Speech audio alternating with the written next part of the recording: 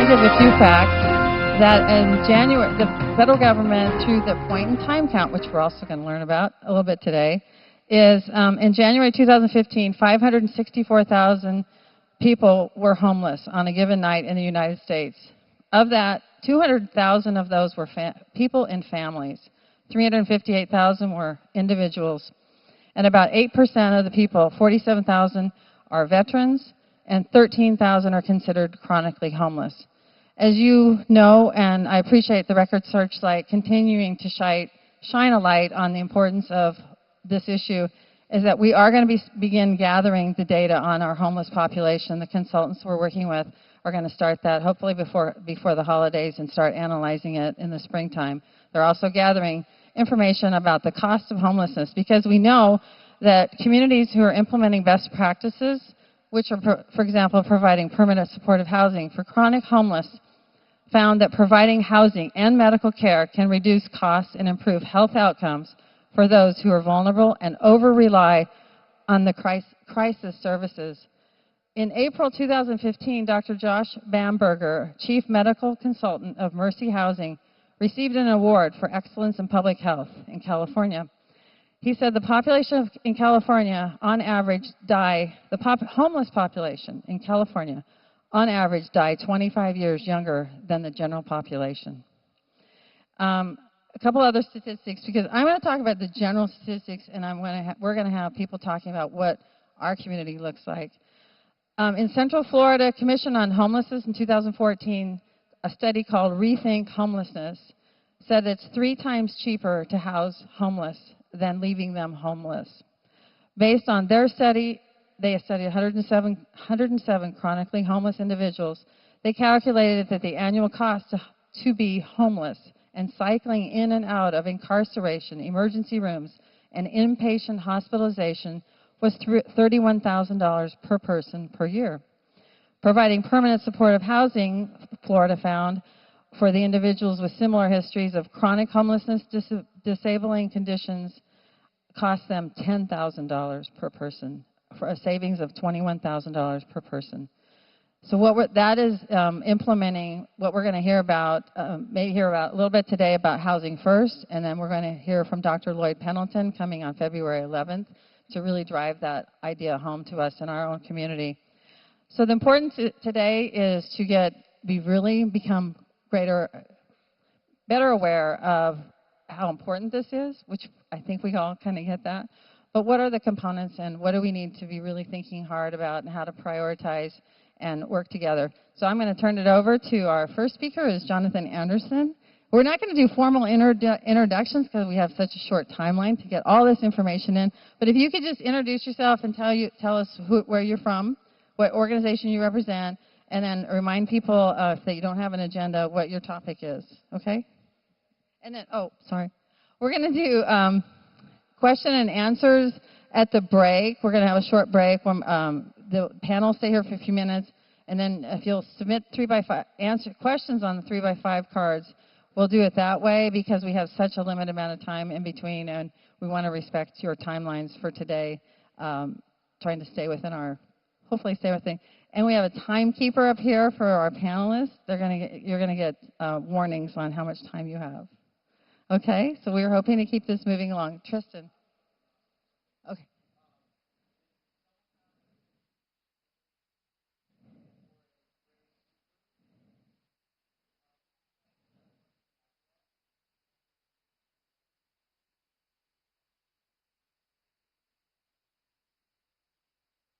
Okay, did anybody hear that? Everybody hear that? I think we got it set. Thank you. I'm Jonathan Anderson, the Executive Director at the Good News Rescue Mission, organization you have probably never heard of in this community. Kidding. So I'm gonna briefly just talk a little bit about the federal definitions of chronic homelessness. When we speak about homelessness, let me preface by saying this is an incredibly complex subject to talk about. There are no easy answers to homelessness, so everything that we are doing really deserves a tremendous amount of dialogue. if you look at your fact sheet, you will see what the actual federal definition of homelessness is. But because federal language can be a little rough to weed through sometimes, I'm going to summarize it. Chronic homelessness is, for all intents and purposes, any person who is living in an unsheltered environment or emergency shelter for 12 months or longer. That would be the most simple answer of chronic homelessness. If you are living unsheltered or in emergency shelter for 12 months, and those don't have to be consecutive months. Those can actually be broken up over a period of time.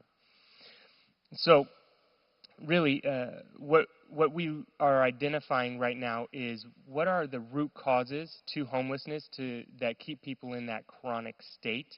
And there's a wide variety, but I'm just going to generalize 4 main causes. And the major one that we experience a lot at the mission is economic. So people losing their jobs, losing their employment, and falling on hard times and becoming homeless. A lot of times these people can work out of that situation before they hit a 12-month period, but there's also situations where they can't. I heard a statistic recently that there are roughly 40,000 people in Shasta County who live at or below the poverty line. That is 40,000 people who potentially tomorrow could become homeless and wind up on the streets in our community. When you hear stats like that, that is incredibly disheartening. We also have, oh my gosh, could you not hear me before? Wow, okay. We also have generational poverty. So children who grow up in a poverty environment, they grow up with their parents living off of the government system and never learning what life is like outside of that. And so when they become adults, this is something that has been ingrained into them, how to live off the government system, and really no sense of responsibility of getting back into a tax-based economy and integrating into that form. And that's a pretty common theme we also see in our shelter, is that generational poverty. You also have substance abuse. Substance abuse, that addiction can and oftentimes will lead to someone becoming homeless, to them becoming unsheltered, and those forms will require substance abuse recovery programs to help them break out of that cycle. Not everybody who's homeless has substance abuse addictions, and quite frankly, a lot of the homeless we deal with do not have substance abuse addictions. But overwhelmingly, I would say, and this is one of the 4th really generalized but main category, is the mental health issues. And I would say overwhelmingly the majority of people who we see coming to us, our guests, have mental health related issues. A large population of people who deal with mental health issues do wind up homeless. But here's something that's very interesting. We have found that people who did not really suffer from a mental health issue previously, who become homeless, the longer period of time they remain in a chronic state of homelessness, the more mentally unstable they become. And those people will oftentimes fall into a substance abuse addiction as a means to coping with their present state in life. And so now you get a person who would be termed a dual diagnosis patient, someone who is both mentally ill and has a substance abuse addiction. But those weren't the things that caused them to become homeless in the first place. That is a result of them becoming homeless. That is overwhelming number of people that we see fall into that category. And when a person reaches that level, it is incredibly difficult to help them break out of that cycle of poverty. So you can see when we talk about chronic homelessness, there's a vast sense of urgency that when a person first becomes homeless, to be able to identify that, be able to do a needs-based assessment, and figure out what do we need to implement to help them as rapidly as possible get back stabilized into mainstream society. Otherwise, we're going to see long-term and potentially irreversible effects happen to them. So, yeah, that's my spiel on chronic homelessness. Thank you.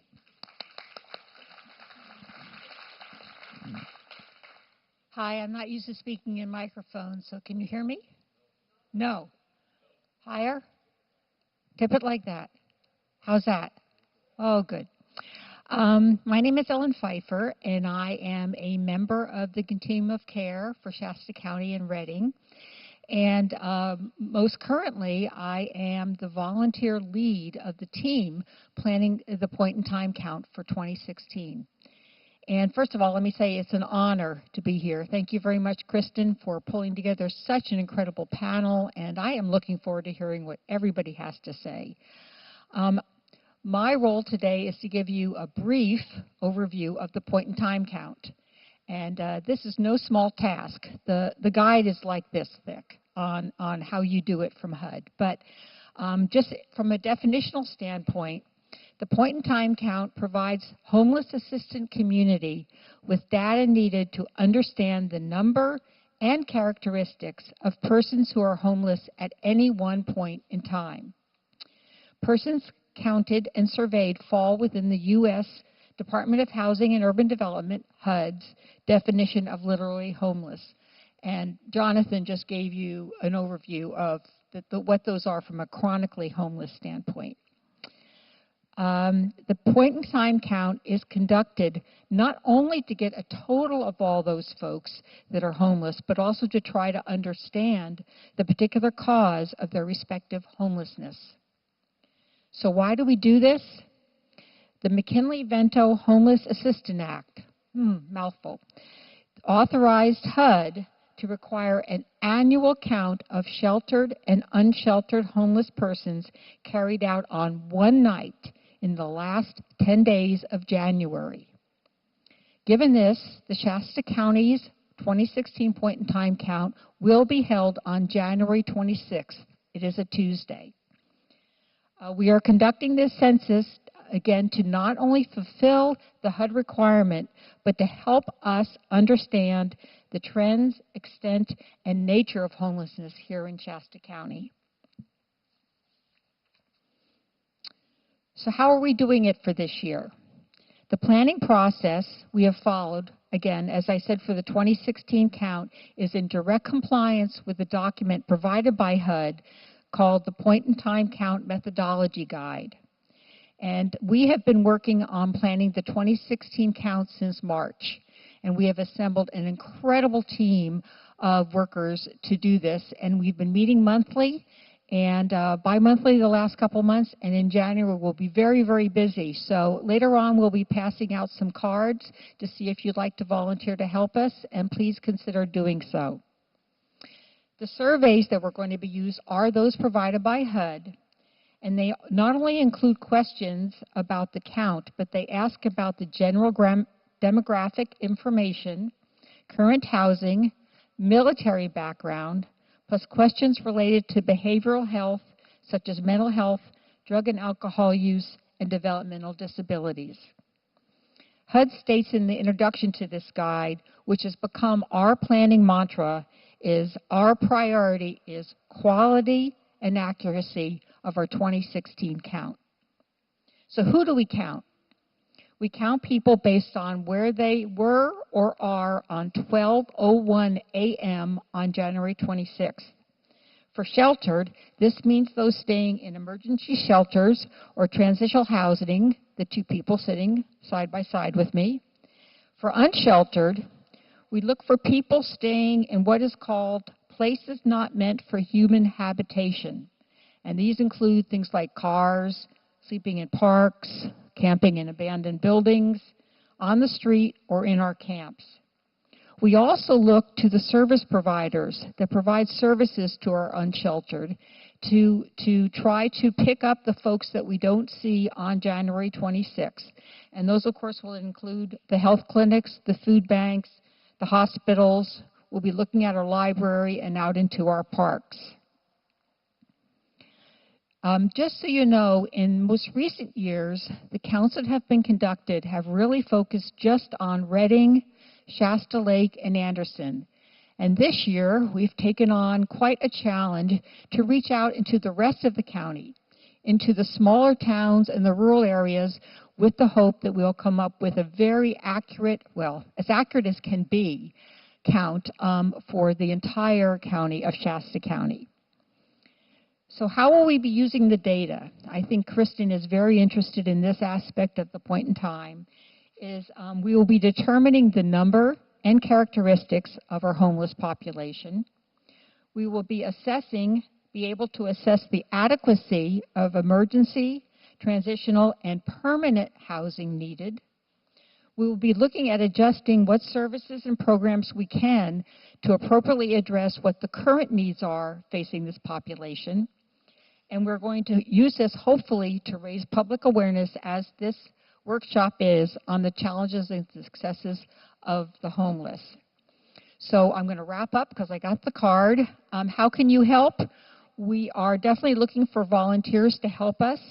The survey will only be successful with the help of the entire community.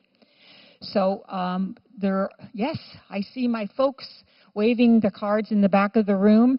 We have cards that show where you may go to sign up, and we are hoping to get at least 100 volunteers to sign up at least. So if you can, take some cards with you and talk to your neighbors and friends and work people. We are also selling candy. We're selling the world's best chocolate candy, $1 a bar, or we have $2 a bar. I have 2 of my team members in the back. Please consider buying some candy or donate some money. We'll be using this money to conduct a very special dinner at the Good News Rescue Mission, hoping to pull in a number of, you knew that, right? I did now. Okay. To pull in a number of unsheltered folks that may not normally come in, and also to purchase things like bus tickets, food coupons. We're very aware of the concern about bringing in things that will wind up on the ground in the camps. So we're very conscious of that, and we'll do our best to provide things that truly the homeless that are unsheltered can use. So thank you very much.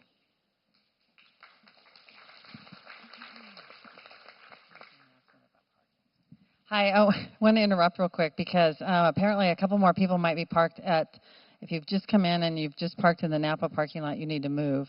I just heard that we have some more people who might have parked in the Napa parking lot, and that's a definite no-no. So if you could move your car. And then also, don't forget that lunches are available in the back for $5, and it's just directly paying the vendor Tantardinis who made the lunches. Thank you. Bobby. Sure. My name is Bobby Sawtelle, and I'm the Housing Director at Northern Valley Catholic Social Service. I've been asked to talk about our permanent supportive housing programs. We have permanent supportive housing serving low-income families, seniors, developmentally disabled, and mentally ill. About a third of NVCS housing was built using the Department of Housing and Urban Development Section 811 program, which does not exist anymore in the same capacity. But that program provided new construction to build permanent supportive housing for low-income people with disabilities. Residents may include some homeless individuals, but typically they come from board and care, living with family, or apartments with rents too high for their income. The housing complexes do have a rent subsidy and access to case management and supportive services is needed, but the services are voluntary. Our homeless programs include the 34 rent subsidies for chronic homeless mentally ill funded by the HUD Continuum of Care program. A prospective tenant must meet the HUD definition of homelessness for this program, which is actually more restrictive than the one in your fact sheet, in that they cannot come from transitional housing or motels or any other source of housing other than those places not meant for human habitation, or an emergency shelter for the last 12 months consecutively. In January, the definition will become even more restrictive, in that the 4 occasions in the last 3 years will have to total 12 months. The applicant must provide a third-party documentation of homelessness and a third-party verification of mental illness by a qualified professional. So it's a pretty restrictive program, and but we do have waiting lists, and we have case management provided to support those people in housing as needed. But again, those supportive services are voluntary. The tenant will pay 30% of their income with some adjustments for rent, and they can't take the subsidy with them. They are specific to each apartment. They don't have to be participating in services when they enter housing, but they're encouraged to engage in appropriate services to help them with daily living and retaining permanent housing. The case management includes NVCS staff going out once a week at least to ensure the apartments are safe and tenants are meeting the responsibilities they agreed to when they signed their rental agreement. The case manager will help the tenant find resources to help with increasing income, independent living skills, and services to help them maintain long-term independent living. We do accept that we have self-referrals and referrals from community organizations. Our other homeless program is through PATH AB 109, and that program operates through Shasta County Probation and accepts referrals from the Shasta County Probation Department. Each referral is assessed to determine their current situation, including identifying barriers to locating and maintaining permanent housing, and they must participate in group workshops for budgeting, independent living skills, socialization, and meet regularly with their case managers to determine their progress towards improving their life situation and locating housing. Case managers do work with clients to find appropriate housing. They provide them with housing lists and advocate directly with the landlords. There are funds available to help pay for application fees and incidental moving expenses. The program also includes 4 rent subsidies. These are typically short-term, 6 to 24 months, and a loan program to assist eligible clients in their ability to acquire housing. The loans can help pay for security deposits, utility deposits, first month's rent, and some moving expenses. The case managers work with each client for a minimum of 6 months after the client is housed to assist with the client to maintain long-term independent living through on-site visits and coordination with community resources. The PATH program does not accept self-referrals or referrals from other agencies, as it's specifically for Shasta County Probation. We have a housing resource loan fund that we manage. It's very limited in funds and scope.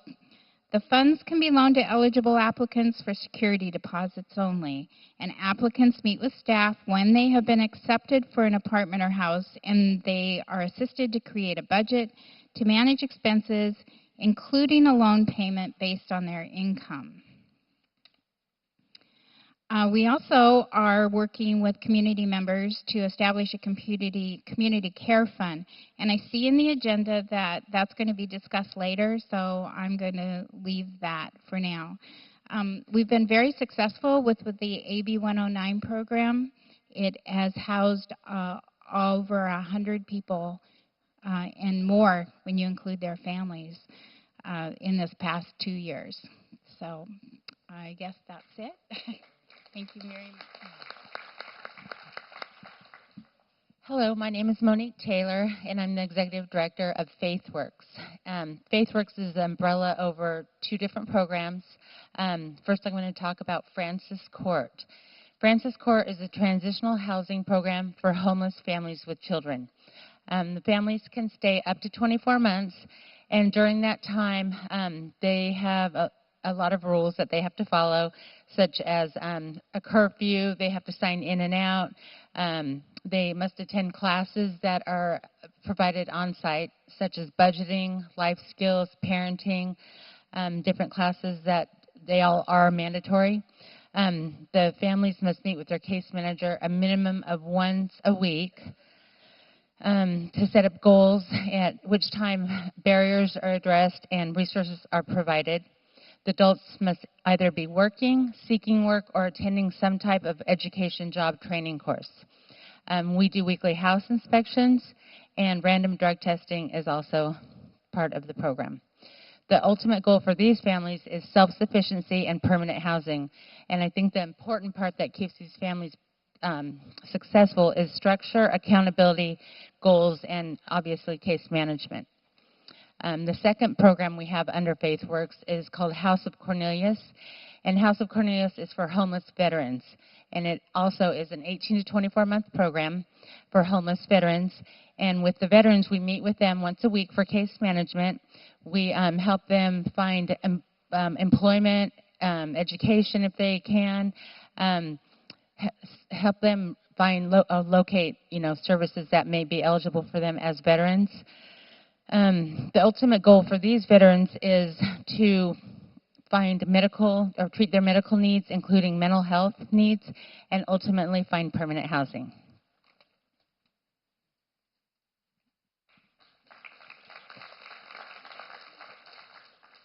Good afternoon.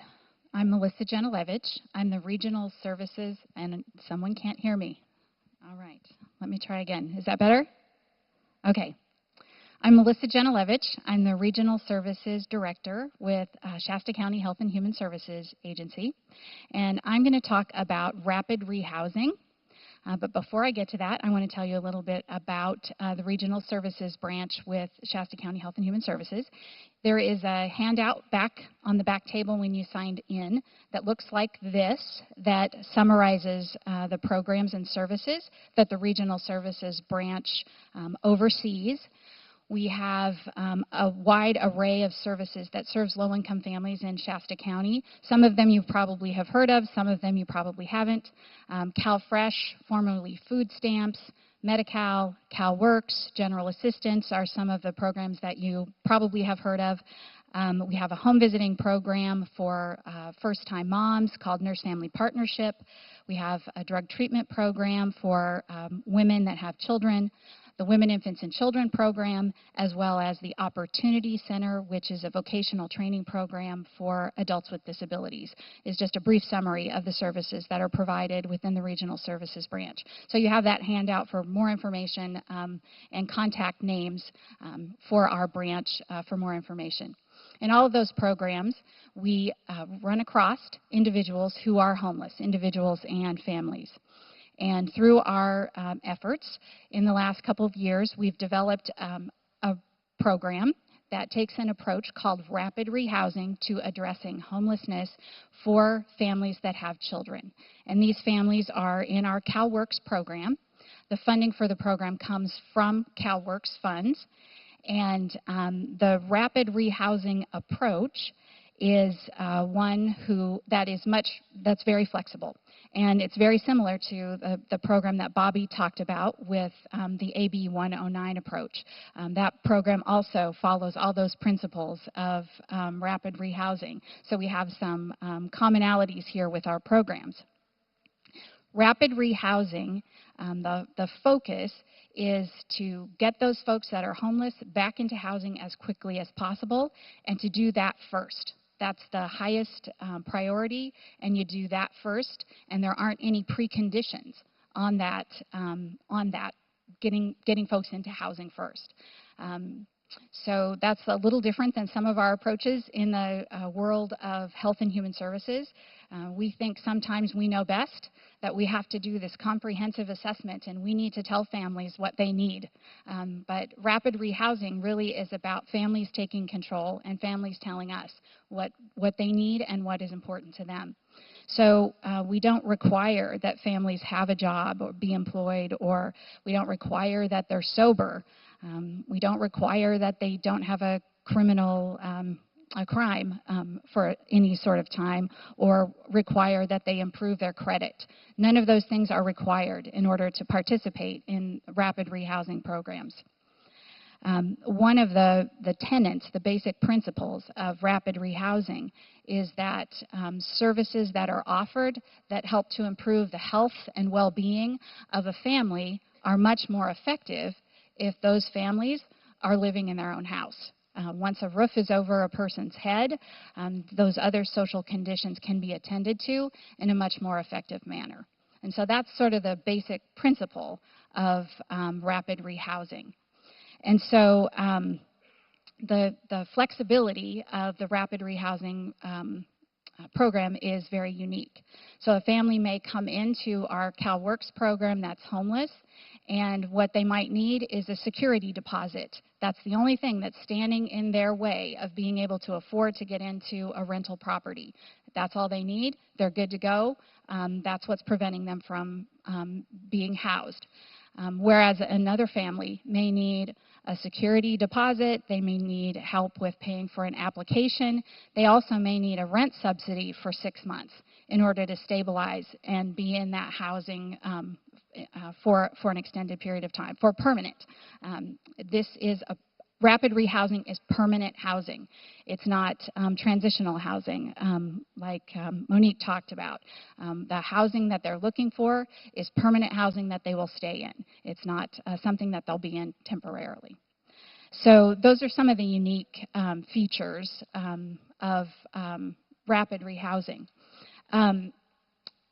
With our, the basic core components then of a rapid rehousing program, there are 3 basic components. One is that the program helps to identify housing for clients. So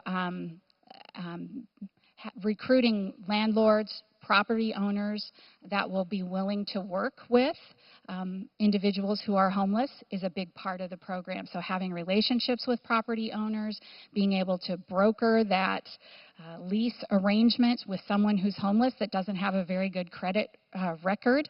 So that's part of the program.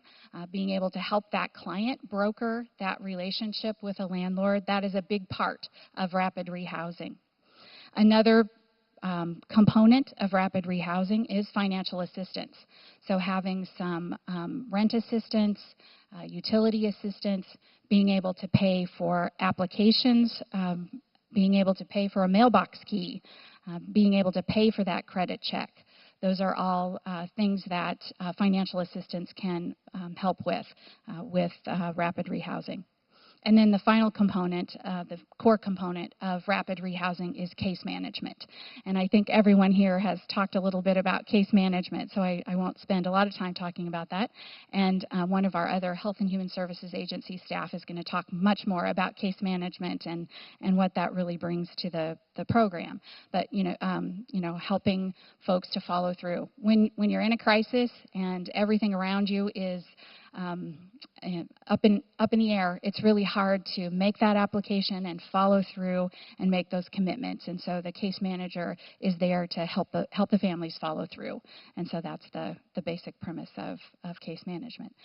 So so that's kind of a broad overview of rapid rehousing. And our CalWorks program implemented what we call FAST, Family Stabilization, for our CalWorks families in July of 2014.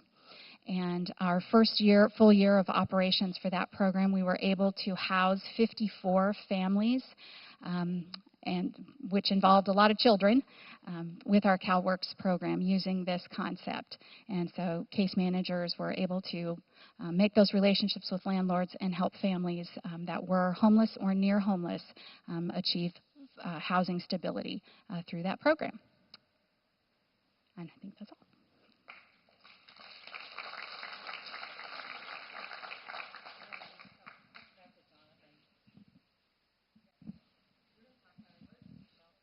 Perfect.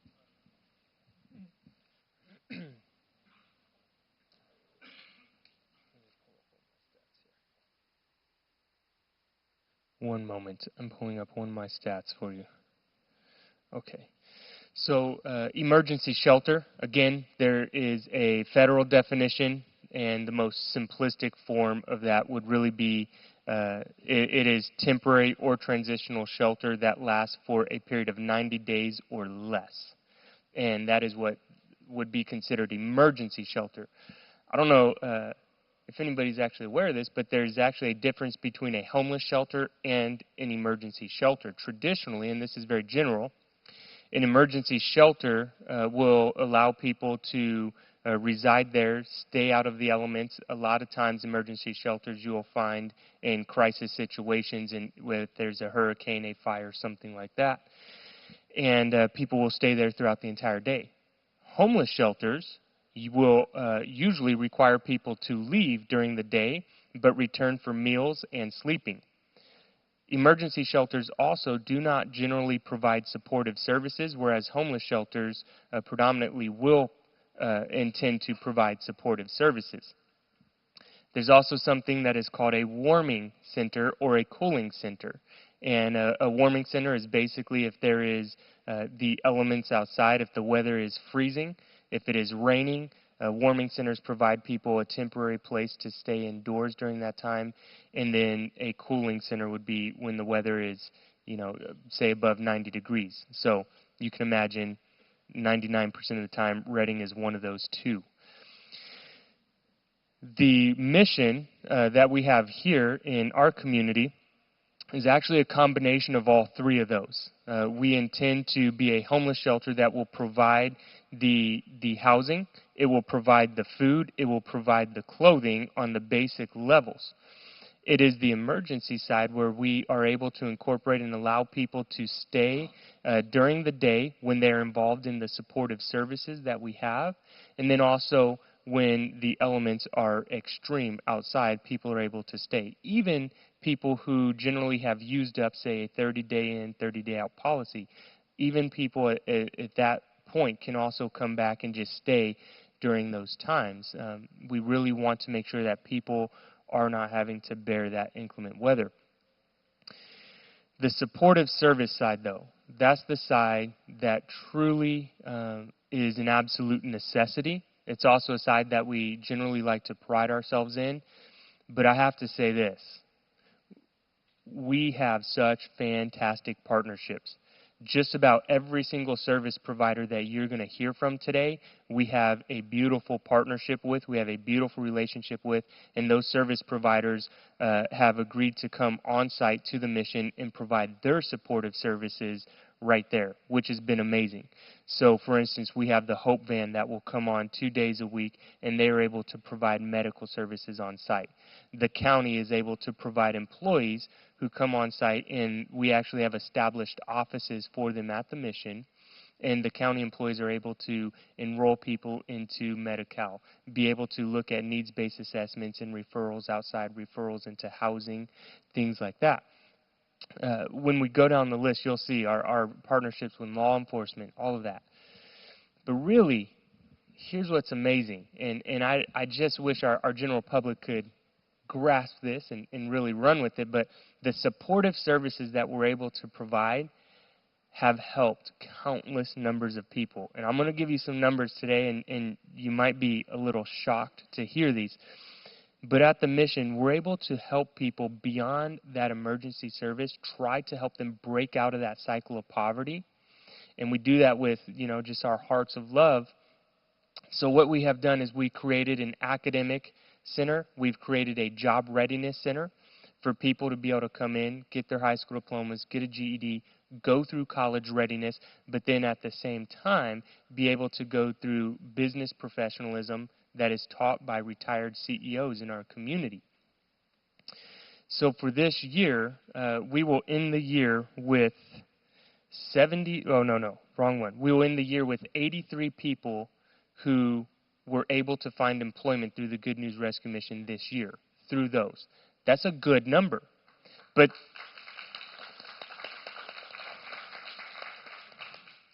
we were also able to partner with Shasta College, with Simpson University and Chico State University, and through our college readiness program that we do on site, we currently have 74 people who are enrolled in college full-time, maintaining an average GPA of 3.5 or better. That's a great number. We were able to partner with the Safe City Project and to put together this family reunification program called The Journey Home. And a lot of people at first criticized and said, well, if their family didn't want them in the first place, why would they take them back? And that's not the story we found. We found this was the prodigal son story. These were people who left their homes. They went to a new community and in the end said, I really want to return to my family. And when we called, the family said, yes, absolutely. So we're going to end this year with close to 100 people who were able to reunite back to their families in other states. That's a huge number. Our drug rehab currently has 40 people going through our rehabilitation portion. But here's what's amazing. Due to the partnerships that we have with our community, with our law enforcement, helping bring people in, do referrals with our county, with our city, with our Hope Band, the medical side, this year we were able to help 226 people transition out of the mission and into housing with all of those partnerships. So that's kind of what the shelter is that we have here in our community and the partnerships that help us flourish. Thank you. Thank you, Jonathan.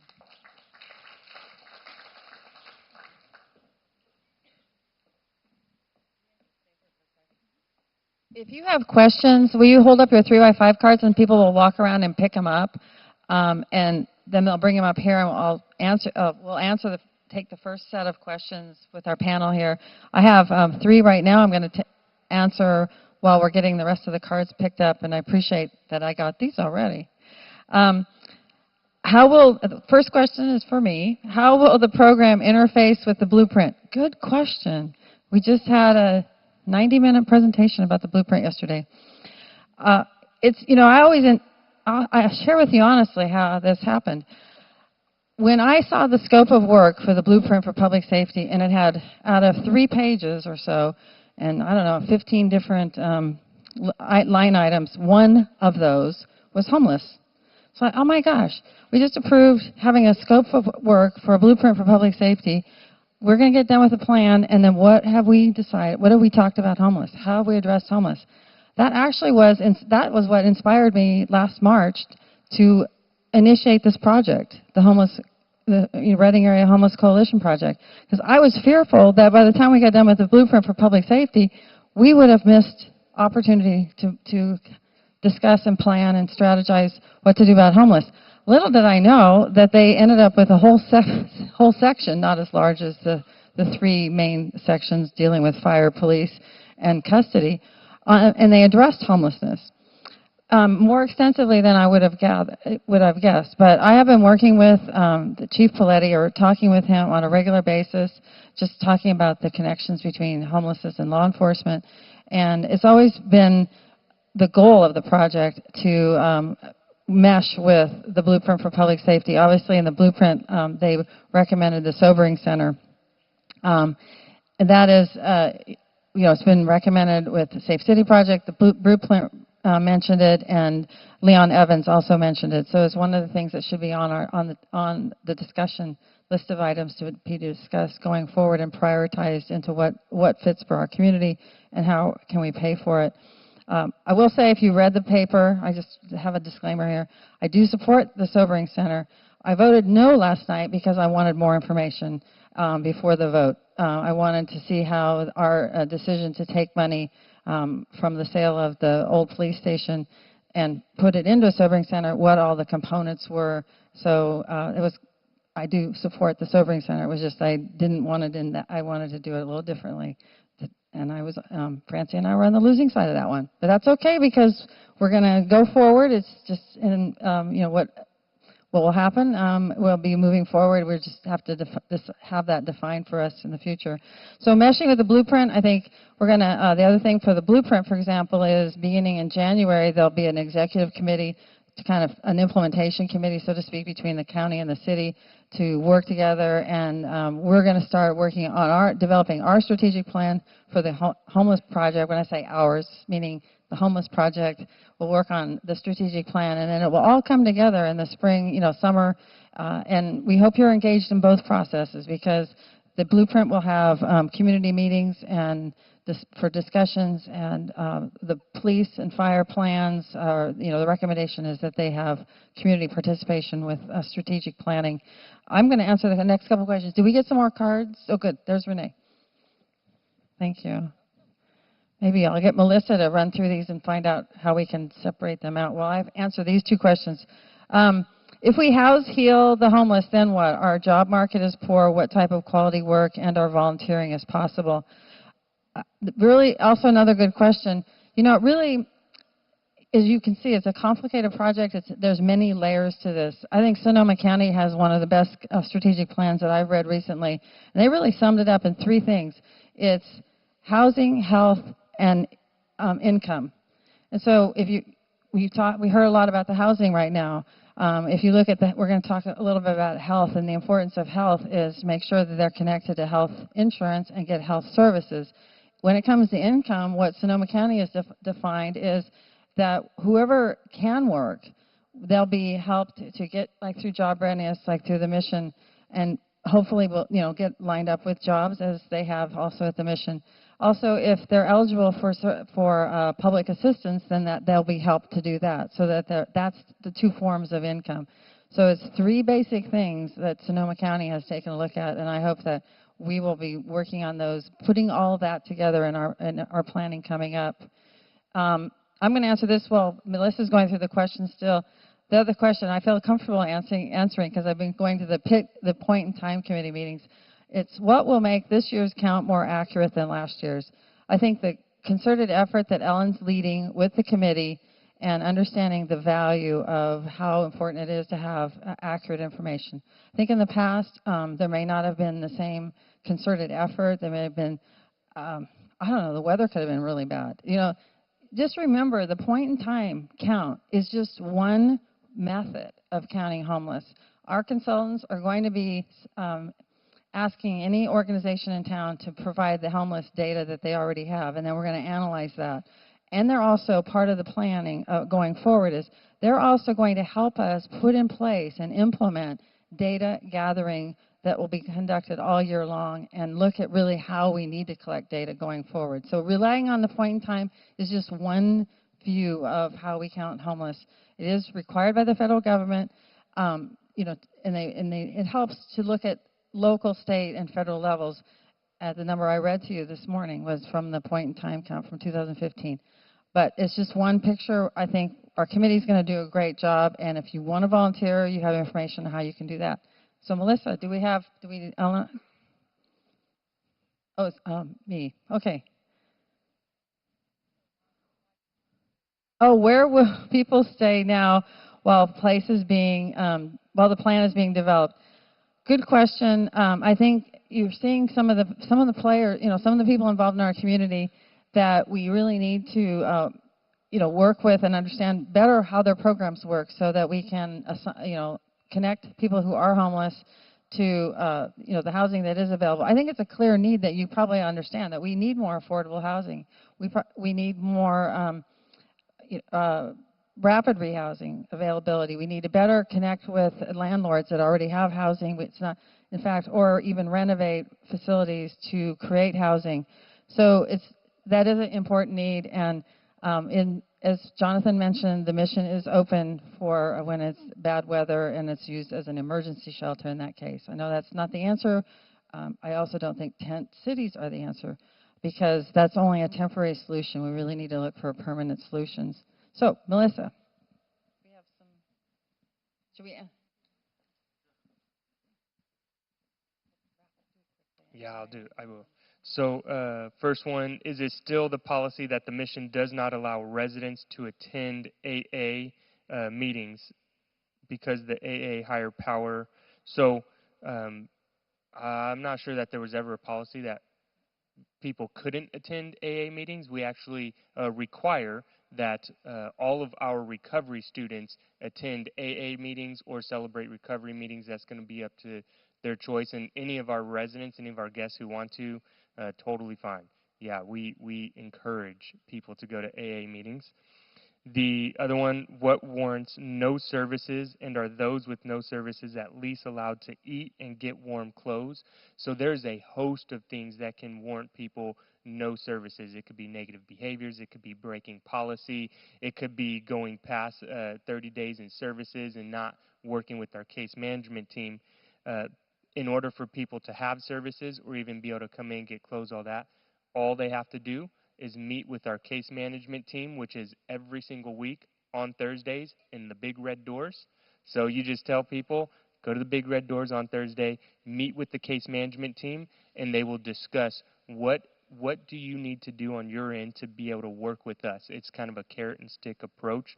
If you really want the help, work with us. If you just don't want the help, we're not here to be permanent housing. So that's, I hope that answered that.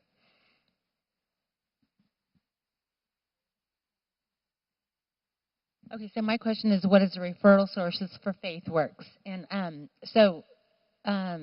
we take referrals from any agency. Most of our referrals come from like Visions of the Cross and CPS. People can self-refer, and no referrals take priority over another. As long as they're homeless with children, they just get put on the wait list. And it says, is there a long wait list? Yes, we do have a long wait list. We only have 16 units for families, and we have 4 units for veterans, and we house 10 veterans up at the housing. So they do double up in the apartments. The Francis Court, each family has their own apartment. So, like I said, we have about 120 families at all times on our wait list. However, sometimes when we get on that wait list to start calling people, their phone numbers are disconnected, or they've already, found housing, or their circumstances have changed. So we just move right along to the next family. We're just trying to, rapidly get people in housing. So if we keep calling someone, we can't get a hold of them, we just move on to the next person, and then we keep that other person on the wait list. So, but our applications are on the website, or we're at 2825 West Street, and people can come fill out an application there. These questions really can be addressed after we have our next panel, which is Dr. McMullen and Heather Russell. And so we're going to thank our panelists here. Thank you very much.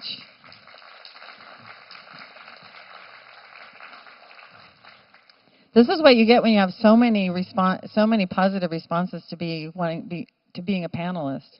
We have to do some logistical work up here.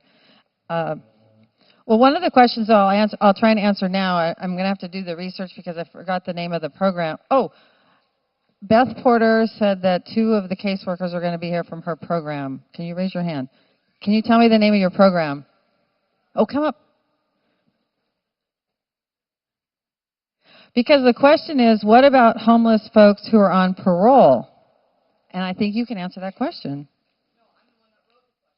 Oh, you were. Tell me about your program. We are community-based coalition through Butte County Office of Education. We're located here in Shasta County. There are also offices in Oroville, Chico, and Red Bluff. We work with folks that are on parole. We work with their agents, but we also provide a educational, instructional / case management program through our office to help with recidivism back into prison. My question was to address, what about folks that are on parole or are 290s, which are sex offenders? There seems to be some really hard times for these folks to try and find housing. And, I see you shaking your head, and you probably are familiar with those issues as well. So okay. Thank you for coming. Your name is? Allison Rowland, and Cedric. Thanks for coming, because I did a tour. I've tried to tour as many places as I can that offer services that connect people who have barriers to housing, barriers to getting back in life, coming out of jail or prison. And I met Beth Porter at this program, and I just, now you're going to connect, because this is the first time now you're going to connect with Melissa, hopefully. Good. All right, so now we have our new panel, and I'm going to have Leisha I think Leisha's first. Thank you. Okay.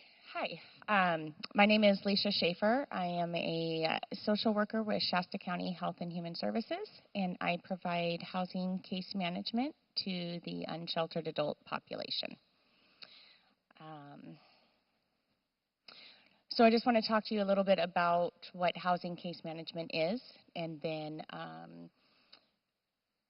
talk to you a little bit about the housing programs that the county administers, and a couple of personal stories. Housing case management is an important component to increasing housing retention and preventing reoccurrences of homelessness by guiding individuals to start working towards being more self-sufficient and learning how to be a good tenant and neighbor. Housing case management provides an individual with a one-on-one opportunity to work on identifying and addressing barriers to stable housing and strengthening the skills needed to remain successfully housed, thus reducing the cycle of homelessness. So I want to tell you a little bit about two of the individuals that I've had the pleasure of working with. So I have a young lady who is currently suffering from a serious, life-threatening chronic medical condition that was going untreated due to homelessness.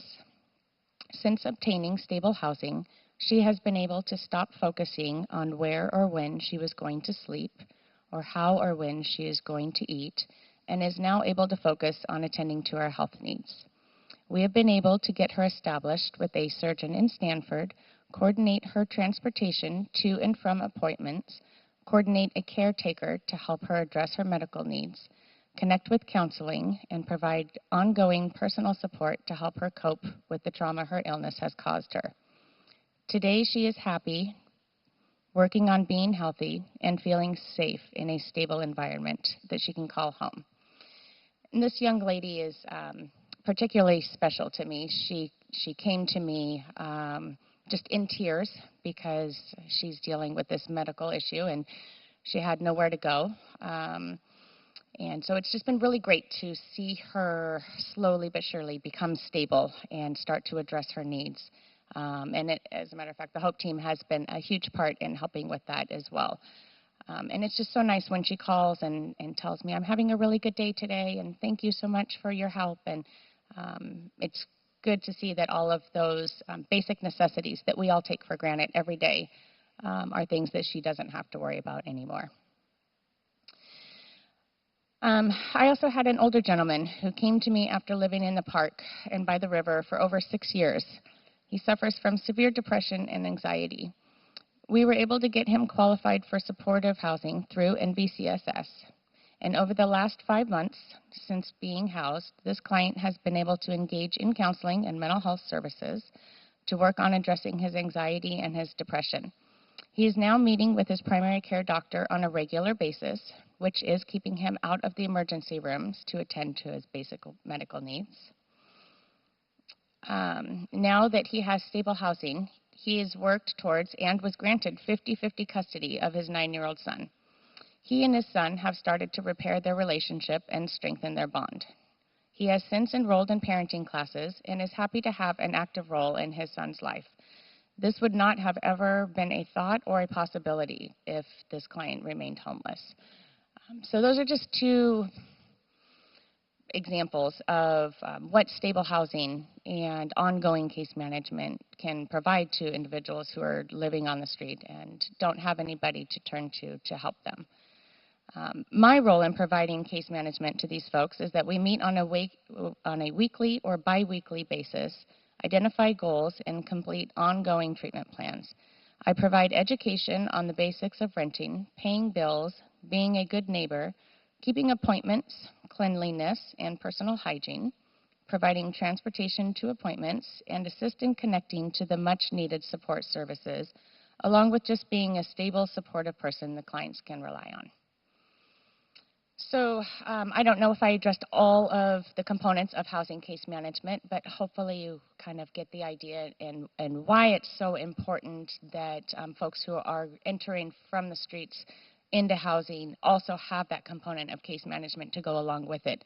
A lot of times people go into housing after being homeless for such a long time, and they just don't really know how to function normally, if you will, from day to day. You take somebody who is outside and you put them into 4 walls and a roof, and typically they don't have anything except for maybe the bag that they brought with them. They don't have a bed or a couch or a TV or friends, or they don't know how to act appropriately around their neighbors or interact with landlords. And so it's important that somebody is there to help teach and guide and just be supportive through those things to get people to become productive members of society, which is what we would all like to see. So currently, I know Melissa talked a little bit about some of the housing programs. We do currently have 4 housing programs. 2 of them are administered through the CalWORKS program for families with children. They do provide rent subsidies and financial assistance for deposits and utilities and things of that nature. They do also come along with case management. There is also a program for just adults with no children, and that's the program that I work in. We did just recently get another case manager, so there are now 2 of us, which is very exciting for me. This program doesn't have any funding that goes along with it, so I'm not able to offer people help with deposits or rent subsidies or things of that nature, so it does make it very difficult to address some of those housing barriers and getting people in.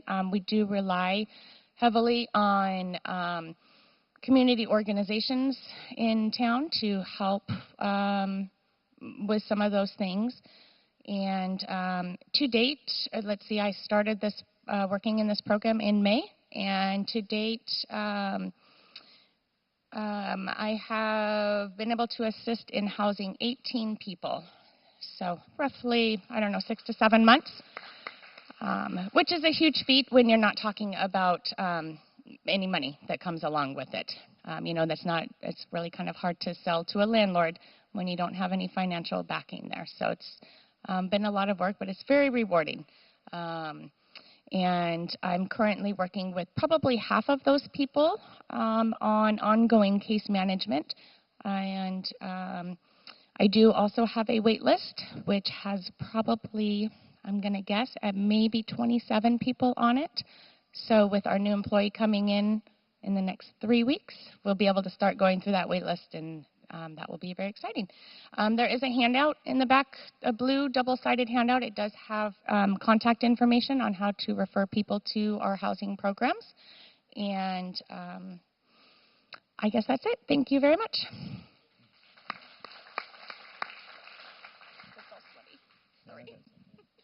So there should be 20 of her. There's only 2 in the county. Sorry, I'm going to be me. No. I'm Dr. McMullen, Doug McMullen. I'm a physician at Shasta Community Health Center. This is Heather Russell. Hi. Heather is I'm a case manager with the Hope Van through Shasta Community. So case manager, I want to call her the right thing and give her the right respect. Just some background information. Shasta Community Health Center has been here for 20 years. We have 60,000 patients. We see 30 to 40,000 visits, I think, Brandon, a year-ish. 140,000 visits per year. Okay, thank you. Thank you. Brandon's one of our operations fellows that has his fingers on the numbers. I heard a statistic that most children in the county get their care from Shasta Community Health Center. We have more pediatrician providers than there are in the city otherwise. We have 40 providers, I believe, and 350 employees in a $30 million budget a year. So it's a really big and Dean Germano gets the pat on the back for that. He conceived of this 20 years ago and has done a wonderful job. It's been my privilege to just be a part of this more recently in the last year or 2, and it's very exciting. I'd like Heather, who said she's nervous, but I don't believe that, to tell us a little bit about what the HOPE program is. Okay, so like I said, my name is Heather Russell. I am the case manager for the Hope Van. For you that do not know what the Hope Van is, it is a medical unit that we go to different locations every day of the week to provide medical attention to the uninsured population or the homeless population.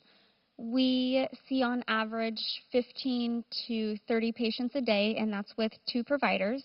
And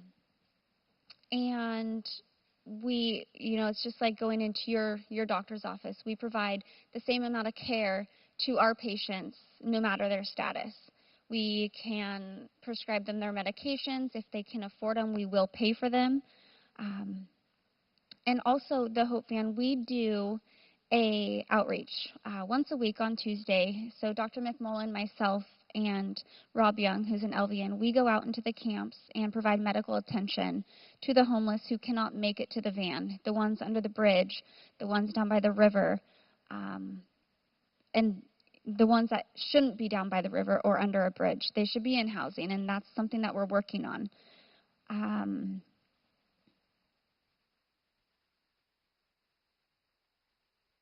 So what I do in my job is I am there every day. I connect the patients to resources that they wouldn't be able to get to themselves. I can transport them there.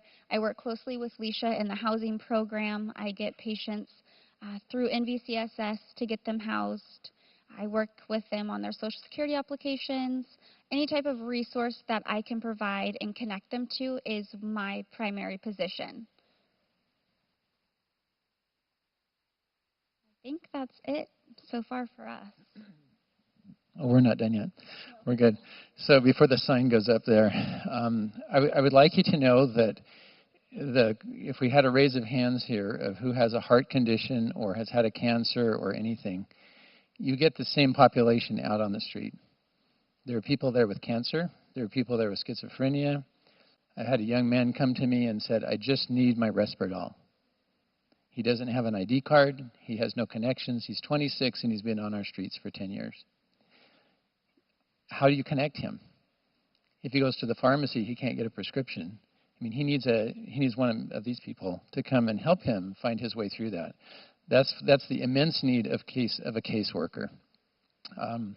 So it's all out there. There are certain medical conditions incident to being homeless. Mental health worsening was mentioned. Lots of skin conditions, chronic foot conditions. You can leave your shoes on for 3 or 4 weeks at a time. They just don't come off because you don't want to take them off.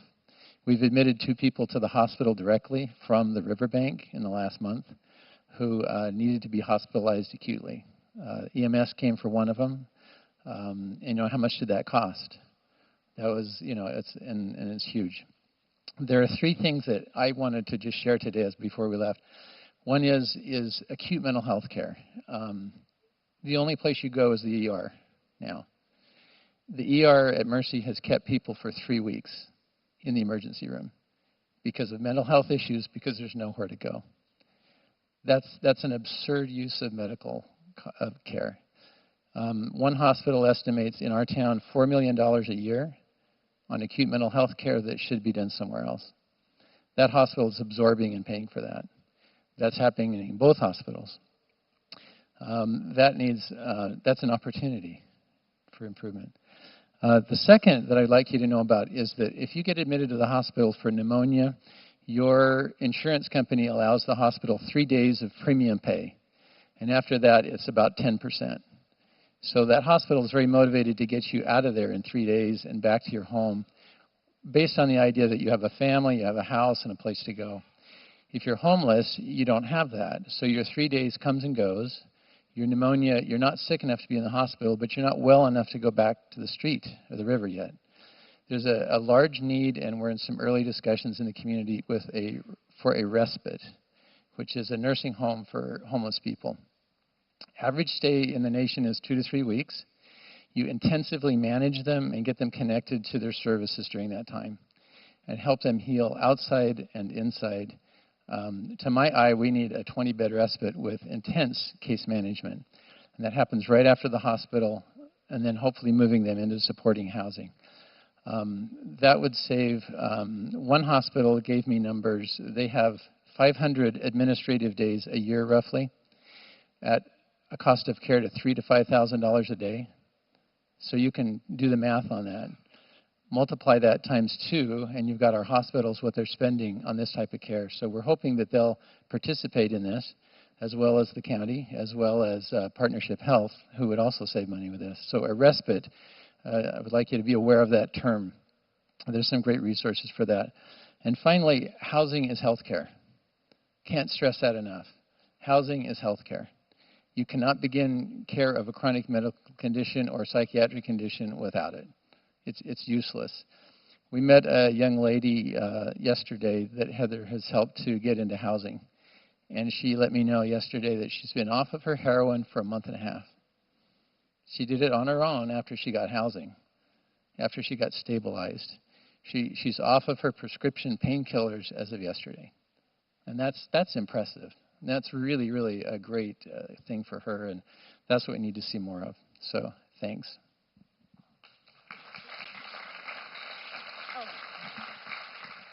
I add one more thing?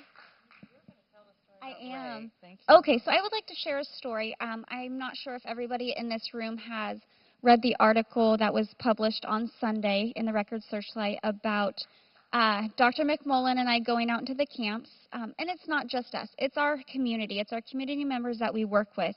I would like to share a story, and I can release his name because it was in the paper. Raymond Delgado. He is an older gentleman living on the street who we provided wound care for. He was actually one of the patients who was in the hospital for a numerous amount of days because they had nowhere to release him to. I am working on getting him into housing at this moment. He has qualified for Northern Valley Catholic Social Services. And just yesterday, I had received 2 phone calls from random people in the community that I did not know who they were. They were not from an organization, and they wanted to pay his $200 bill for City of Reading. I had informed them, both of the ladies who called, that he had already spent his Social Security check on all of the bills he needed to pay. And they said, what else can we help with? And I said, well, he will need the funds to move into this housing. And they said, whatever the funds are, we would like to take care of it for him. So just by getting that article out there and getting those phone calls was, I'm getting goosebumps talking about it because it's absolutely amazing that the community that we have.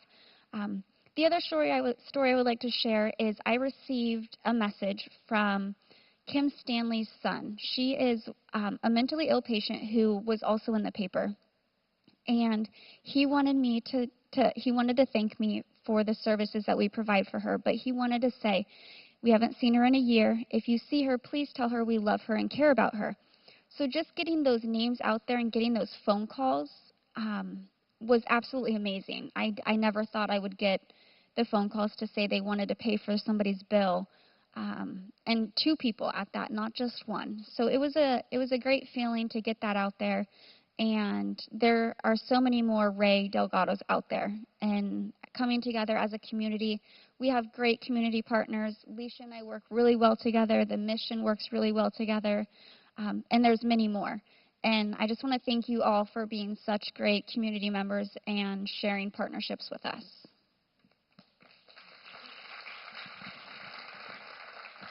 Thank you. I really was hoping that I was going to remind Heather to tell that story because when I went out with Heather and Dr. McMullen on one of those Tuesday outreach days, I met Ray. I'm going to give you another part of the story. When I first met Ray with Dr. McMullen and Heather, we were out on Smile Place. You know, it's that street that's at the end of Parkview and where the Free Bridge used to go over. And there was I want to say there's 20 people out there homeless. And he's in a wheelchair, and he had some conditions that Dr. McMullen was treating him for. And they had almost gotten him to housing the week before or something, and it was this $200 bill that he had to pay that was past due. Here I'm sitting there, picture where we're at, next to the Sacramento River, and it just started getting kind of chilly. I mean, he had a bunch of clothes on, and he said he needed to pay this $200 to REU. Okay, which is now moved out on Avtac Airport. This man's in a wheelchair. I'm going to speak out a little bit here. If our REU bill paying was still downtown, we could have wheeled him down there. I mean on Parkview. And just the idea that sometimes the barriers that are in place here, we need to figure out get a better plan for addressing some of those barriers. I was literally sitting there. I could see City Hall where he previously could have paid his bill, and that's all that barrier was for him to have Leisha and Heather help him get into a place. It was mind-boggling. Then I saw a story on the paper, and I thought, oh my gosh, there's Ray, and hopefully he's moving, it sounded like after Heather told me just this morning that he is actually going to get into a place. But those are just, the personal experiences. I want to thank the 3 here, and we have another panel too. There's one more question. Leisha, I'm going to give you this question. It says, one of the handouts today talked about sobriety requirement for entry, but really it's how can we hold people accountable or modify their substance abuse if we do not require at least a good faith attempt to remain sober. And can you talk a little about the idea that many of these programs, if you heard, don't require it. If you think about it, if we highly incentivize, and sometimes it takes 2 or 3 more times for somebody to, Jean, Margene Stone is not shaking her head from Empire Recovery Center. Sometimes it takes multiple times for people. But I think what we're going to look at is what are the best practices for having this happen, so that we understand why the requirements are and why sometimes it's a practice that we don't need the barriers. So, you're going to answer the question. Sorry. I already asked you. Why should we? Okay, so as it was talked about, we don't make people meet the requirement to become sober or remain sober for a period of time in order to get into housing. What we do is try to assess and address people's immediate barriers to getting into housing. We try to get them into housing and then provide them with the wraparound services that they need, whether it be drug and alcohol counseling or, some intensive case management or mental health needs. Question is around drug and alcohol abuse. Like Kristen said, sometimes it takes people 2 or 3 times to be able to get it right.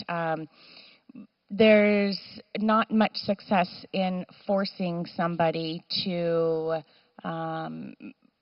become or remain clean and sober. All we can do is provide them with education and support and constant, I kind of relate myself to a mother sometimes with working with some of my clients.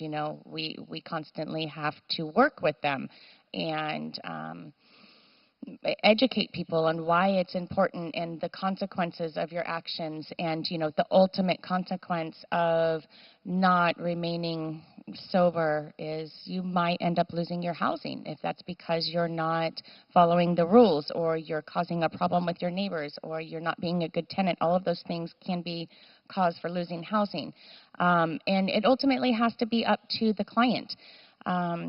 It might not seem like the most effective way to get people into housing, but it is more effective than putting requirements on people to remain sober for a lengthy period of time. If they happen to fail out of housing, then that's what happens. They happen to fail out of housing, and all we can do is encourage them to maybe enter into a residential treatment program and try it again afterwards. Or there are other options. People don't have to be placed immediately into independent housing. We do have a number of sober living environments which provide on-site residential treatment and support groups and AA and NA and things like that. So I don't know if that really answered your question, but we really just try the best we can to focus it around the clients making their own good and educated decisions. So first question here regarding ER boarding. Do you think a crisis stabilization unit would help, or would a respite provide better services? Are there county funds for a respite? I'm not aware of county funds for a respite. Respites are usually funded by the county allotting funds, reallocating funds for that, or private donations or hospitals. Hospitals have a big investment here. They can save millions by helping out, and there's a good model in San Jose right now. All 4 or 5 hospitals are contributing to that. A crisis stabilization unit, when I came to town and started practicing, we had a county mental health inpatient. And, that's where you went for acute. And they were able to keep you till they got calmed down. And several years ago, that all went away, and I have missed it every day. I'm sure there were budget constraints, but the lack of robust services for mental health in the county is a large concern. Other thing, what would it take to get a 24/7, 365 days per year public health walk-in clinic in Shasta County? Innovative idea. That's a great thought. In the clinic, we have an urgent care. We try to get there to people. We've had a waiting list of 3,000 to 4,000 people in the clinic, and the services are not large enough to meet the need. we're on the right track. It just needs to be bigger and better. Thank you very much. We're going to move on to our next panel. So real quick, thank you.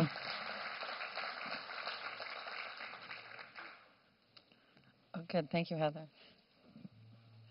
Okay, the next panel, we're going to concentrate a little bit on what kind of housing funding comes from the funding for housing and other services that come through the city and county.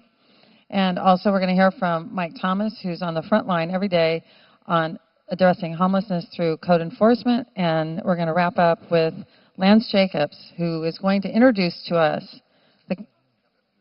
a new project that they're working on called the Community Care Fund. Okay, we got to line you up here. Yeah, I haven't seen my spot yet. I can't read from the back. Okay, I didn't print them on both sides, so they had to figure this out. I think we're good with our timer here in the front, Lisa. I think we're going to try and stay on track so that we are finished up here at 1:30. So if you have some more questions, they'll pick them up, and then we'll answer them at the end, try and catch them up at the end. I want to thank you all for coming, and make sure you get the handouts over there, and if you have any more questions, we'll pick them up after this panel. So I will start over here with Greg Clark with the City of Reading, and Steve Bade was here, and he could have been up here. Okay, he's your backup. Thank you, Steve, for coming with our City of Reading Housing Department, and Greg Clark. Well, thank you very much. Steve Bade is our housing manager, and he's kind of the field general that really takes care of all these programs that I'm going to talk about here very briefly. My name is Greg Clark. I'm Deputy City Manager, also Executive Director of the Reading Housing Authority. Can you hear me okay? Okay. Our housing division really is a variety of different programs and a variety of different funding sources. What it is not is a social service agency. Unlike the county and some of the things you've heard, we don't actively go out and do social services per se. We do the bulk of our mission really is housing, and the bulk of that is our Reading Housing Authority, which is the Housing Choice Voucher Program. We subsidize rental housing for people for safe, permanent, decent housing. It's almost a reverse of taking homeless people and putting them in housing. We like to think that the people that are in our subsidized housing, if they were not, they would be homeless. And I can tell you from a lot of the people that we've heard go through there that maybe were terminated or about to be terminated, every single one of them says, if I don't stay on my HUD or stay on my Section 8, I'm going to be homeless. So I really do feel like that's kind of keeping them from that situation. We do provide some emergency housing support, but we do it through community development block grant allocations to public service nonprofit agencies and partnerships with groups like Bobby's group, North Valley Catholic Social Service, or FaithWorks, or some of the others that do provide transitional or emergency type housing. Briefly, our Housing Choice Voucher Program, like I said, is the bulk of what we receive in funding. We get about $8.5 million per year to administer that. Much of that, or most of that, goes to the housing assistance payments, which subsidize the rent for qualified renters. The remainder goes to just administer the program, and our staff of about 7 people, and myself and Steve. We are authorized for 1,568 vouchers. That's 1,568 families that would be in a rental home of some sort here in the community. We have about 1,540 with vouchers that are in homes right now, which is great. It's a little bit of a balancing act. Again, we get a certain amount of money from the federal government through HUD and a maximum number of vouchers. As you can imagine, rents are somewhat volatile, maybe going up. Size of the family may require a bigger house with more rent subsidy. So we're constantly having to make sure that we don't exceed our total amount of money that we have, but maximize the number of vouchers out there that we can do. At one point, about a year ago, we actually had a waiting list. We do have a waiting list that was, people were on there and they could not expect to even come up to the top and be considered for a voucher in about 3 to 4 years. Like most housing authorities in the country, we closed that waiting list, and so we're freezing it. We're going to go through that and really winnow out the people that have moved away or have gotten housing already. Brought that list down, reopened it in June of this year for 1 week, and we received 4,000 signups. Of those, only about 1,400 were local residents. Local residents receive priority on that. Right now we have about 600 local people on that waiting list. We're going through those, and as vouchers become available, putting those on there. It's very possible we'll get through that and reopen our wait list again, probably for a brief time in 6 to 12 months, and make more vouchers available out there. We have a priority or a preference list, again, local people, families over single adults, displaced residents for whatever reason, disaster or a city project or something, domestic violence victims get a preference, veterans have a preference, and then we don't have homeless preferences per se. Some people have asked about that. We found that doing that sometimes is difficult. It was being abused. Someone said, oh yeah, I'm homeless. It was very difficult to verify. So again, we work through other agencies and try to make what resources we have more effective by going through them. The tenants in our Housing Choice Voucher program pay 30% of their income, roughly, for the rental amount and utilities. HUD has very strict regulations with regard to who can be in there, how many people, authorized people. Of course, we want safe, decent housing. They can't commit crimes. They can't disturb other neighbors. And we have an inspection program. We go around and make sure that each unit meets all of the housing quality criteria that HUD requires of that. Again, it's good, safe housing for people, and it's long-term, as long as they abide by the rules and do what they're supposed to do. We have about 350 to 400 landlords out there that agree to participate in the program and accept the subsidy and the rent from the people in the program. Of the people who sign up, we'll issue, say, 100 vouchers. Unfortunately, a chunk of those never come back, which is disturbing. The Blueprint for Public Safety that just came out said something about a third of them don't get used. It's not because we're just not following up, but a lot of times, as some of the things were mentioned here earlier, we have people with poor credit. We have people that have committed crimes or have other problems that they just are not able to find a landlord that would accept them and are able to get into that program. So they just sort of go away and the voucher gets unused. Obviously, we come back and then we have to go out and find someone to reissue that again. The other programs that we do besides Housing Choice Voucher that probably directly relate to homeless, again, the Community Development Block Grant Program, we get about $700,000 in a typical year. Of that, about 15% can be used for public service activities, which is direct grants to nonprofits. We have an application period for those funds that just actually opened just this week. We have a body of 9 people that will review those applications and make decisions, recommendations to the City Council on doing that. It can be anything from $8,000 to the YMCA for grants for homeless children to be able to participate there. It can be Shasta Senior Nutrition Program has been a frequent receiver of those grants. FaithWorks, as we mentioned earlier, Empire Recovery Center. A lot of organizations that do deal directly with crisis situations or homeless people, homeless type situations like that. The last part, kind of what we do relating to homeless is our community development department or part of the division. We take federal funds, we take state funds, and use those to partner with developers to create affordable housing. We just were able to close on a project with North Valley Catholic Social Services, PC Redding. It's called The Woodlands. It's an affordable, basically apartment complex down in the Parkview neighborhood. It will have 19 units strictly devoted to people with mental illness. Funding from the county that was able to help that. We provided about $1.7 million of funding to go with that, federal funding and some local funding. Various other sources, tax credits and some other things, but that will create 55 units, all affordable housing for upwards of 30 plus years. We've partnered with many other developers, again, to create anything from a duplex to apartment complexes. All of these carry covenants that say they must remain affordable for affordable buyers, low-income buyers, for 30 to 40 to 45 years. So we feel that rather than doing a quick fix to get somebody off the street for a short term.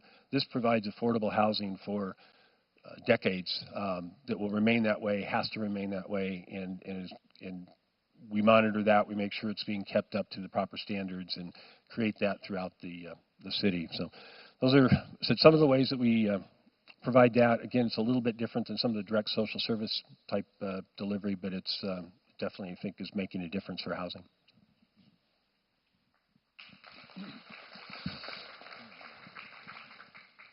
Thank you for inviting me. I'm Richard Coons. I'm the Director of Housing and Community Action Agency for Shasta County. Greg did such a great job talking about Section 8, which we also run. I'll just pass the microphone. We also run the Section 8 program, and as I said, Greg did a great job. We do the county rather than the city, and City of Redding and Shasta Lake. We have 967 vouchers, and as he touched on, this is an entitlement program. It's a program that we have 967 vouchers. So when we're full, we have to wait. So it's not emergency housing, it's permanent housing. I'll touch on some of the other programs that we run. We are both a pass-through and a service agency. With my background, my passion is housing and housing first, so I've been able to kind of steer our organization into that. Some of the programs we run don't come with administrative fees, so we have to leverage other funds, and that's where our Community Action Agency comes in. Of our voucher system, we also, if I digress here, we have 55 vouchers that are just for veterans, and those are actually emergency vouchers. Again, but there's only 55, but we can assist veterans in emergency housing. We contribute along with the city to the Continue Care, which the other two panelists were up here, FaithWorks and Northern Valley, which leverages around $373,000. We assist in paying for the HMIS system, which is Homeless Information Management System, which is currently being utilized by about 7 organizations. We have pass-through funds that assist the Women's Refuge, One Safe Place. We have applied for a few grants and finally gotten some case management for our services, which you've heard earlier. That's one of the key components to housing is having case management. So we applied for a Target Initiative grant, got $45,000, and hired 2 case managers, and we also dedicated $60,000 of our community service block grant funding to assist with our veterans housing. We put in another around $5,000 in kind to help with the Continue Care, and then we are a pass-through agency for emergency food and shelter program.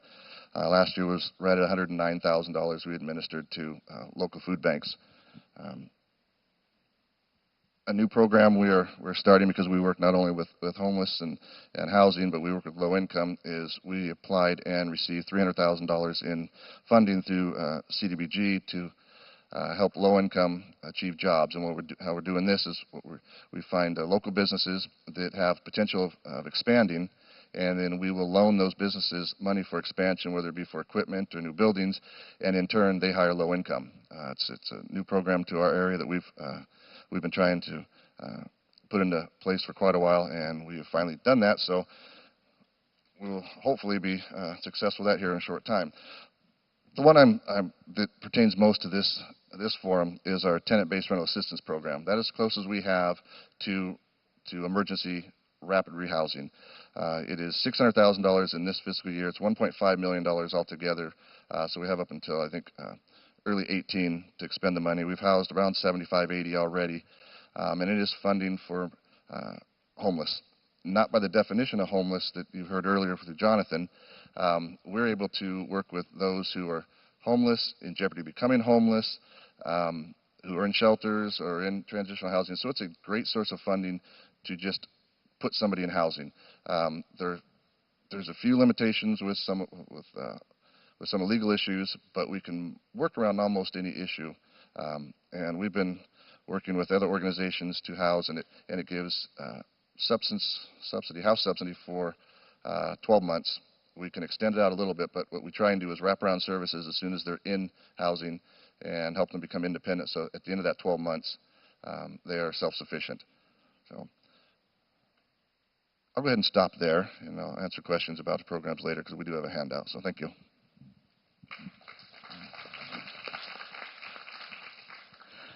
My name is Mike Thomas. I'm a retired sergeant with the Reading Police Department and spent most of my police career here. I was hired back as a police officer to work a project for the city, which was an outgrowth of the city council's desire to focus more on one aspect of this issue that the city has jurisdiction over, keeping in mind that the county actually, as you've heard, as a government, has jurisdiction over the greater part of this issue because it's a social service issue. And there are some federal agencies that have a big part to play too. But when the city looked at the issue, and then in conjunction with that, we had the Safe City Project, which April LaFrance chaired about a year ago at the same time, they wanted more action in regard to illegal homeless encampments and the illegal occupation of vacant buildings by people who are homeless.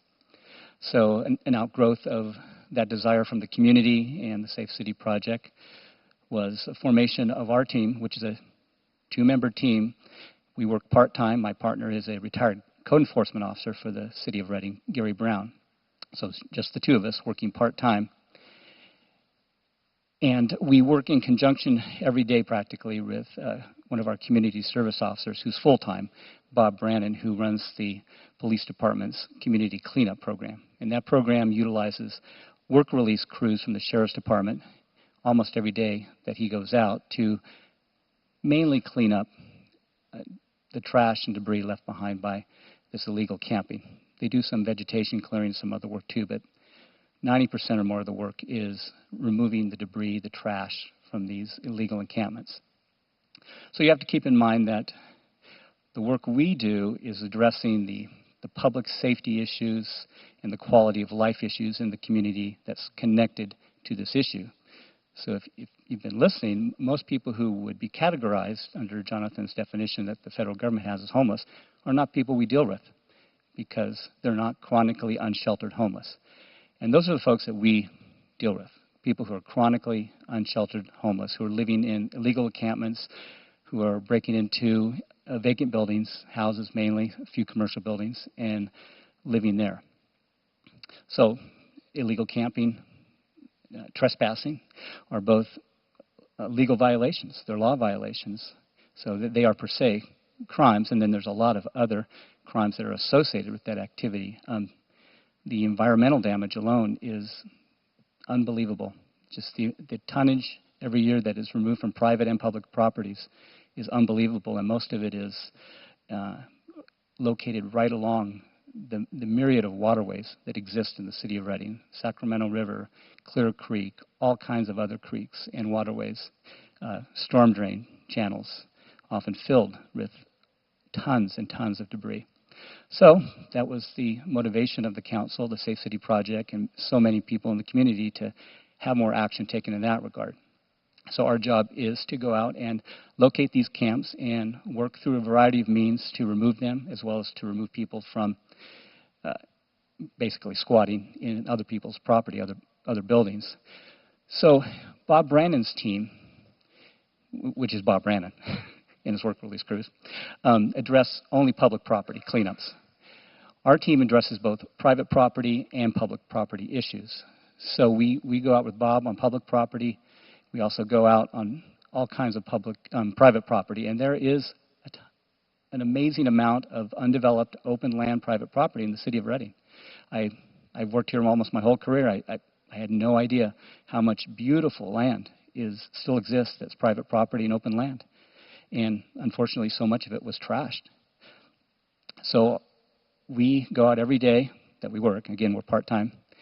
And we locate these camps. We contact people that are there, and we deal with them in a variety of ways. Some people we might cite for either illegal camping, littering. There's fishing game violations that occur. Only occasionally do we end up actually making physical custody arrests where we take someone to the jail. Part of the problem there is all the crimes being committed are generally misdemeanors or infractions, but generally misdemeanors. And if you're not aware, it's almost impossible to do anything with someone accused of a misdemeanor in this county unless they accept that process. So if we book them into the jail, they're only going to be released by the end of the day, which sometimes is a tool that is still useful. And that tool and the citation process is useful, and it tends to move people out of these camps. We've had great success on private property. Some of these public lands are, as you well know, reoccurring problems, very problematic. But a huge part of what we're trying to do is work in collaboration with just about everyone you've heard up here today, especially Lisa Schaefer, another social worker, Julie Gaddy from the county, and very much so with the Good News Rescue Mission, which has launched, I don't think Jonathan mentioned it, its own community cleanup program with their clients. They go out 2 to 3 times a week now. And Jonathan and I are talking about assigning a person from the mission to work with us on a regular basis to help us cajole people out of this lifestyle. And I've got the notice, so I got to pass it on.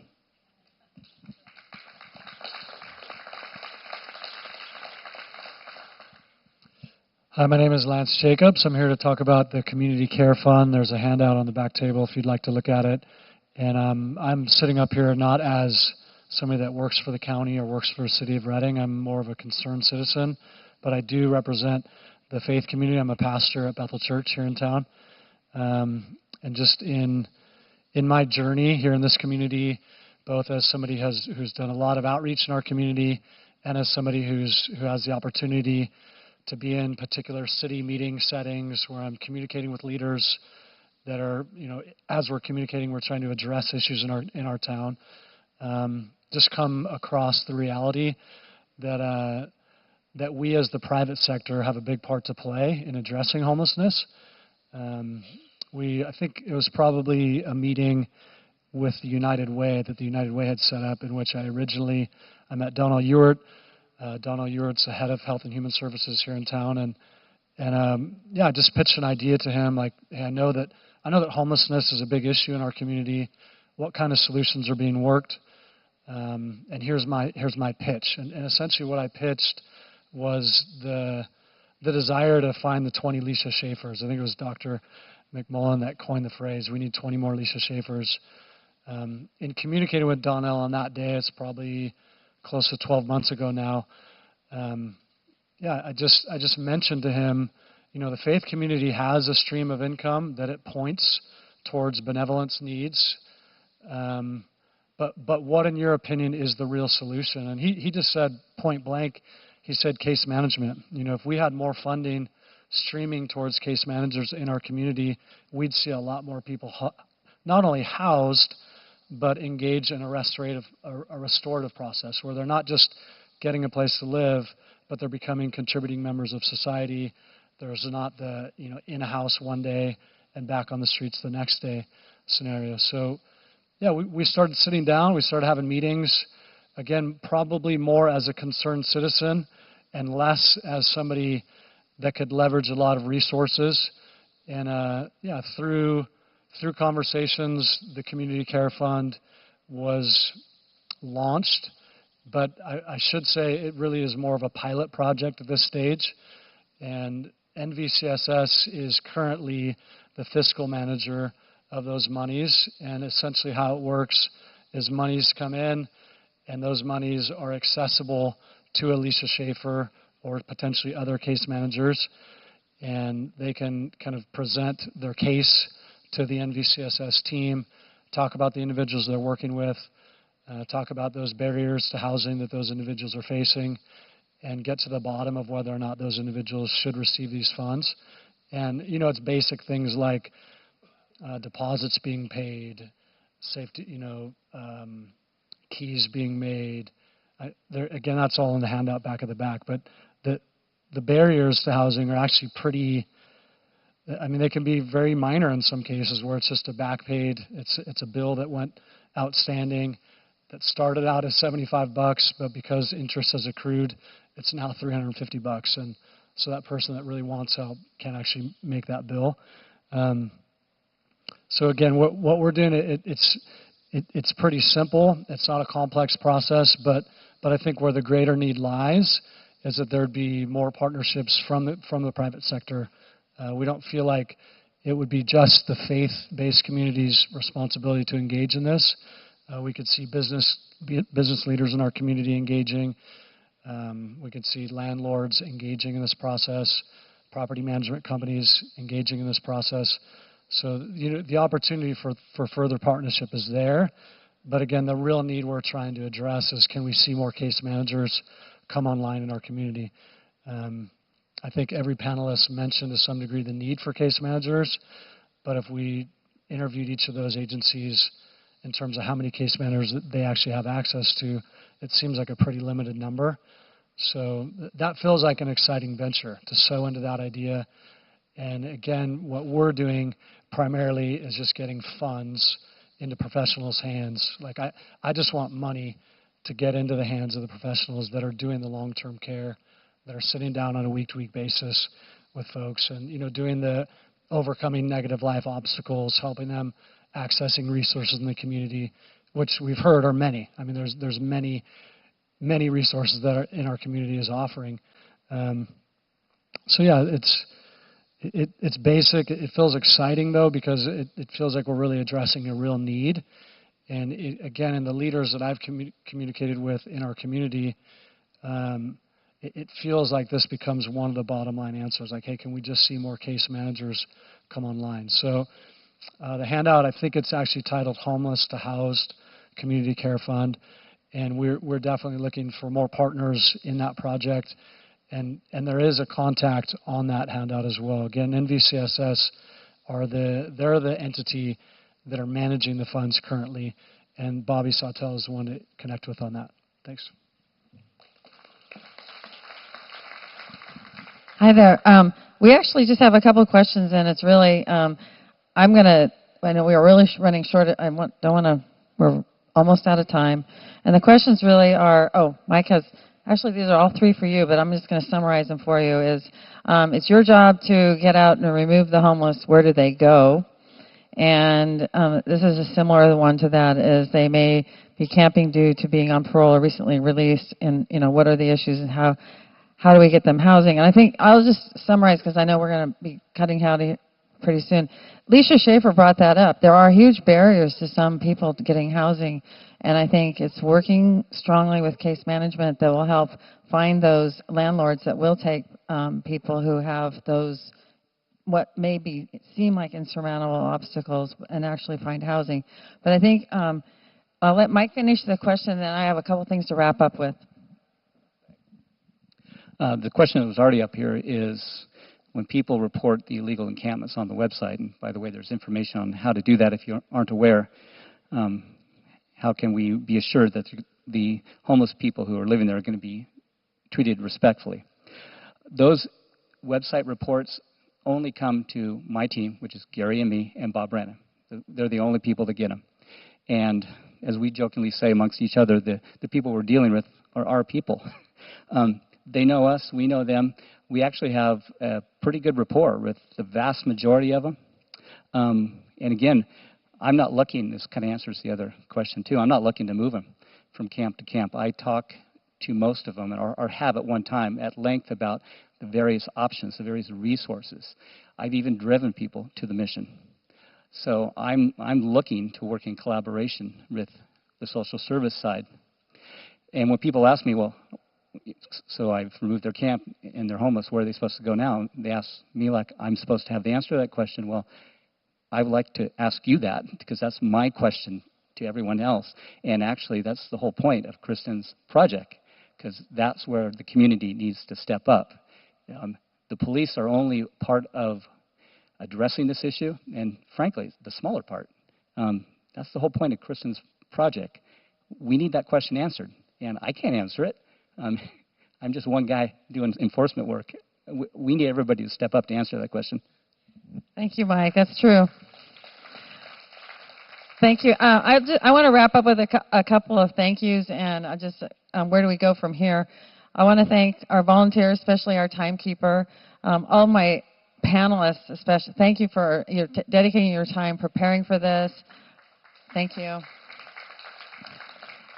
Also, I guess I would be remiss in a couple things. One is thank the donors. I included it in the packet because I am really appreciative of everybody who's already stepped up to support this project. This is, going to be a very impressive number, $113,000 raised in our community to show that we care and that we want to find solutions, which is we see all the hard work, each individual program you see represented here represents a lot of hard work from boards, from their financial support, from the executive directors and all the staff, the caseworkers. They're all doing tremendous work. You can see that. What we don't have is we don't have a strategic plan. We don't have how do we coordinate better? How do we maximize our resources? How do we get new resources?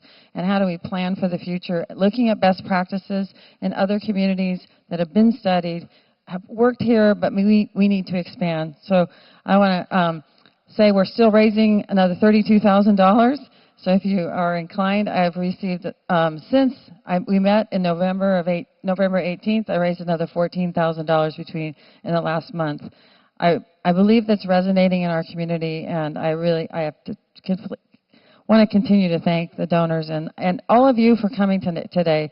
You know, the first time we did it, in November, we had over 220 people. I think it was standing room only in the Red Lion. I think maybe whoever comes today, I appreciate it. If it's 100 people who we think was here today, or 200 people, and somebody said, well, why are you doing it right before Christmas? You know, people are going to be busy. And I know that's holiday parties and stuff. Homelessness does not take a holiday. We need to work hard on this. We need to keep working, and I didn't want to take any time off. So I appreciate everybody coming. So we can see it's a complicated issue. We're going to get started. If you're not on the email list, please sign up back there. Make sure you take all the handouts. Be informed, because we're going to start to work in January on developing a plan. Did I leave out anybody else? Thank you all the panelists here today, and thank you all for coming.